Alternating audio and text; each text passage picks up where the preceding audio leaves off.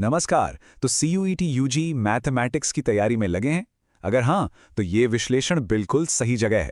चलिए हम सब मिलकर एक ऐसा स्मार्ट प्लान बनाते हैं जो तैयारी को एक सही डायरेक्शन देगा और हमें अपनी मंजिल के और भी पास ले जाएगा। आज हम इन 6 जरूरी हिस्सों पर बात करेंगे। पहले हम एग्जाम के कोड को समझेंगे, फिर 60% के सुनहरे नियम को जानेंगे और हाँ, आखिर में देखेंगे कि कैसे एक AI पावर्ड स्टडी पार्टनर हमारी तैयारी को और भी स्मार्ट बना सकता है। CUET मैथ्स का सिलेबस देखकर अगर थोड़ी घबराहट हो रही है तो ये बिल्कुल नॉर्मल है। कई स्टूडेंट्स को ऐसा लगता है, लेकिन चिंता की कोई बात नहीं। हमारे पास एक ऐसा प्लान है जो इस चुनौती को एक बड़े मौके में बदल सकता है। तो चलिए शुरू करते हैं। देखिए, किसी भी जंग को जीतने से पहले ना उस जंग के मैदान को समझना बहुत जरूरी होता है। ठीक वैसे ही CUET मैथ्स में टॉप स्कोर करने के लिए हमें सबसे पहले इस एग्जाम के पैटर्न को समझना होगा। तो सबसे पहली बात, CUET मैथ्स कोई रट्टा मारने वाला एग्जाम नहीं है। नहीं, ये कॉन्सेप्ट की क्लैरिटी और उसके एप्लीकेशन का टेस्ट है। 60 मिनट में 50 सवाल करने हैं। सही किया तो +5 और अगर गलत हो गया तो -1। और हाँ, पूरा पेपर NCERT क्लास 12 पर ही बेस्ड है। पर एक ट्विस्ट है, यहाँ कोई सीधा साधा थ्योरी का सवाल नहीं मिलेगा। हर एक सवाल एप्लीकेशन पर ही टिका होता है। चलिए अब आते हैं हमारी पूरी स्ट्रैटेजी के सबसे अहम हिस्से पर, 60% गोल्डन रूल। देखिए, ये समझना कि अपनी एनर्जी कहाँ लगानी है, आधी लड़ाई जीतने जैसा है। जरा स्क्रीन पर एक नजर डालिए। ये चार्ट, ये सब कुछ साफ साफ बता रहा है।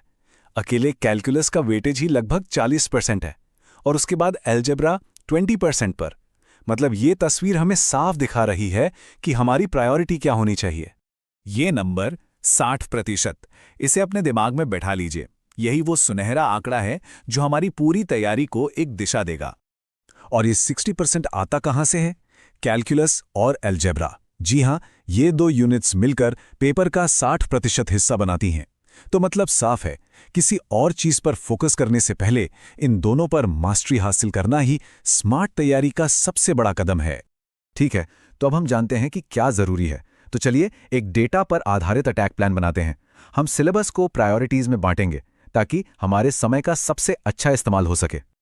अच्छा, आगे बढ़ने से पहले 1 मिनट रुकिए। एक बहुत बहुत जरूरी बात, एक डिस्क्लेमर समझ लीजिए। ये जो प्रायोरिटीज हम डिस्कस करने वाले हैं ना, ये पिछले सालों के पैटर्न पर बेस्ड हैं और ये तब बहुत काम आती हैं जब टाइम की थोड़ी कमी हो। लेकिन एक बात साफ है, अगर वक्त है तो पूरा सिलेबस पढ़ना ही सबसे बेस्ट है। इसे एक स्मार्ट स्ट्रैटेजी समझिए, पूरी पढ़ाई का रिप्लेसमेंट बिल्कुल नहीं।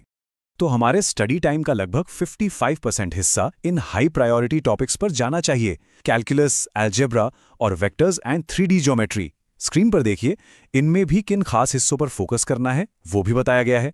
इन पर अपनी पकड़ सबसे मजबूत बनानी है। अब आते हैं मीडियम प्रायोरिटी टॉपिक्स पर। इन्हें अपने समय का करीब 30% देना है। इसमें प्रोबेबिलिटी, डिफरेंशियल इक्वेशंस और लीनियर प्रोग्रामिंग जैसे टॉपिक्स हैं। ये वो टॉपिक्स हैं जो स्कोर को एक अच्छा बैलेंस देते हैं और रैंक को काफी ऊपर ले जा सकते हैं। तो इन्हें हल्के में लेने की गलती नहीं करनी है। और आखिर में है लो प्रायोरिटी टॉपिक्स। इन पर बचा हुआ 15% समय लगाना है। इनमें रिलेशंस एंड फंक्शंस और इनवर्स ट्रिग्नोमेट्री आते हैं। इनके लिए क्विक रिवीजन और मेन कॉन्सेप्ट्स को समझ लेना काफी रहेगा। ठीक है, तो क्या पढ़ना है से अब हम कैसे पढ़ना है पर आते हैं। सिर्फ सिलेबस जानना ही काफी नहीं होता। हर तरह के सवाल से निपटने के लिए एक सही टैक्टिक का होना भी उतना ही जरूरी है। तो देखते हैं कि अलग अलग तरह के सवालों से कैसे निपटना है। जो स्टैंडर्ड MCQs हैं, उनमें जवाब देने से पहले हमेशा ऑप्शंस पर एक नजर डालिए। मैच लिस्ट वाले सवालों में जो सबसे आसान जोड़ी लगे उसे पहले मिलाओ।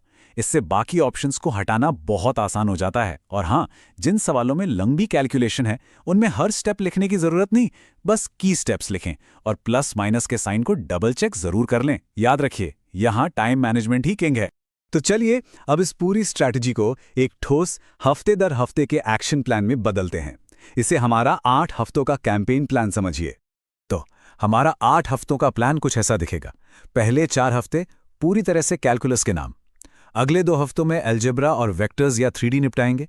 7वें हफ्ते में मीडियम प्रायोरिटी टॉपिक्स को कवर करेंगे और 8वां हफ्ता वो सिर्फ और सिर्फ रिवीजन और मॉक टेस्ट के लिए रिजर्व्ड है। ये एक डिसिप्लिन प्लान है जो हमें भटकने नहीं देगा। अब बात करते हैं कुछ जरूरी नियमों की। रोजाना फॉर्मूले याद करने हैं, NCERT से प्रैक्टिस करनी है और अपनी हर एक गलती से सीखना है। और क्या नहीं करना है। आसान सेक्शंस को नज़रअंदाज मत करना, किसी एक सवाल पर 2 मिनट से ज़्यादा मत अटकना, और हाँ, नेगेटिव मार्किंग है तो जंगली तुक्के लगाने से बचना है। तो अब हमारे पास एक पूरी स्ट्रैटेजी है, एक एक्शन प्लान भी है। लेकिन सवाल ये है कि इस प्लान को असल में इम्प्लीमेंट कैसे किया जाए। और यहीं पर हमारा एआई पावर्ड स्टडी पार्टनर काम आता है, जो हमारी मेहनत को एक फोर्स मल्टीप्लायर बना सकता है। इसके लिए ईज टू लर्न जैसे प्लेटफॉर्म्स की मदद ली जा सकती है। ये आपको एक ट्रांसपेरेंट, मेथोडिकल और लॉजिकल तरीके से सीखने में मदद करता है। ये सिर्फ एक टूल नहीं है, बल्कि इस पूरी स्ट्रैटेजी को सही तरीके से लागू करने में एक सच्चा साथी बन सकता है। लेकिन एक बात साफ तौर पर समझना बहुत जरूरी है, ईज टू लर्न आपकी मेहनत का कोई सब्स्टिट्यूट नहीं है। ये एक फोर्स मल्टीप्लायर है। मतलब ये आपकी मेहनत को लेता है और उसे स्मार्ट, तेज और ज्यादा असरदार बना देता है। और अगर कोचिंग क्लासेस जा भी रहे हैं, तब भी ये तैयारी को एक नई धार दे सकता है।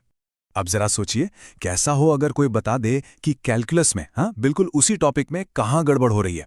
इसका गैप फिक्सर ठीक यही काम करता है। ये आपकी कमजोरियों को पिन पॉइंट करता है।